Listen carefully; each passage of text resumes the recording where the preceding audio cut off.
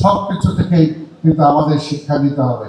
আজকে আমি তাই বিশেষ করে ছাত্রছাত্রীদেরকে বলবো, আজকে রাজনীতি করার মোক্ষম সময় এসেছে। আমি বলবো হতাশ হওয়ার কিছু নাই।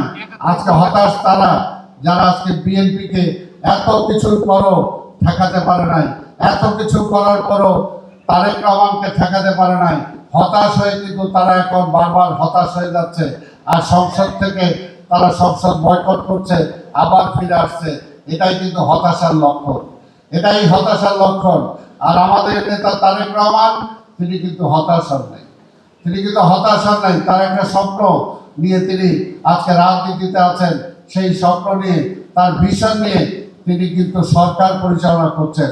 কে কি বললো তাতে কিছুই আসা যায় না। সবাই বলেছিল যে তারেক রহমান এত কিছু, এই ফ্যামিলি কার্ড বলছে, কৃষক কার্ড বলছে, আজকে ক্রীড়াবিদ কার্ড বলছে, এগুলো টাকা পাবে কোথায়? এবং সারা বিশ্বে আজকে একটা অর্থনৈতিক মরা অবস্থা চলছে। এই অবস্থায় কিন্তু তারেক রহমান পিছিয়ে নাই। তারেক রহমান কিন্তু একবারের জন্য কোনো হতাশা প্রকাশ করেন নাই, আমি কোথায় পাবো, কি দিব, এই হতাশা কিন্তু তার মধ্যে নাই। যে হতাশা আমরা দেখেছি স্বাধীনতার পরে গ্রাস করেছিল শেখ মুজিবকে।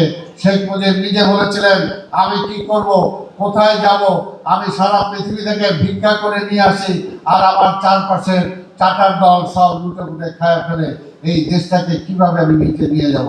যেভাবে জিয়া রহমান হতাশ হন নাই, জিয়া রহমানের ভিশন ছিলেন, ঠিক তেমনি হবে আমার নেতা তারেক রহমান কিন্তু একটা ভিশন নিয়ে এগিয়ে যাচ্ছেন। আজকে সমস্যা আছে, এই সমস্যাগুলোকে জয় করে তিনি সামনের দিকে এগিয়ে যেতে চান।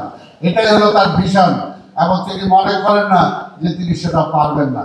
কাজে আজকে বলবো তার উত্তরসূরি হিসাবে আজকে আমরা যারা বিএনপি বা ছাত্র দল করি, আজকে আমাদেরকে মনে রাখতে হবে আদর্শটাই হলো আমাদের মূল। নিজেরা পাওয়ার জন্য নিজেরা কি পেলাম কি পেলাম না সেই বিচার করার মতো সময় কিন্তু এখনো আসে নাই।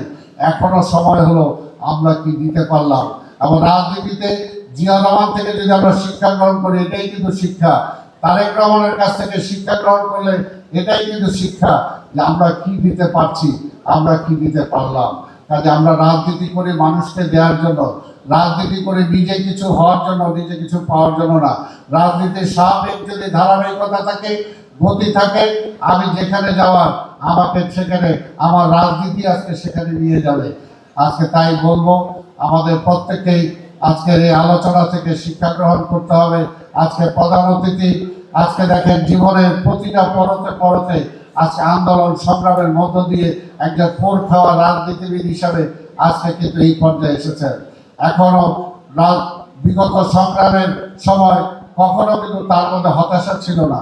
অর্থাৎ সে একজন খালেদা জিয়ার সৈনিক, সে জিয়া রহমানের সৈনিক, সে তারেক রহমানের সৈনিক। কাজে আজকে প্রধান অতিথির কাছ থেকেও জীবনে অনেক কিছু থেকে আমাদের শিক্ষা গ্রহণ করার আছে।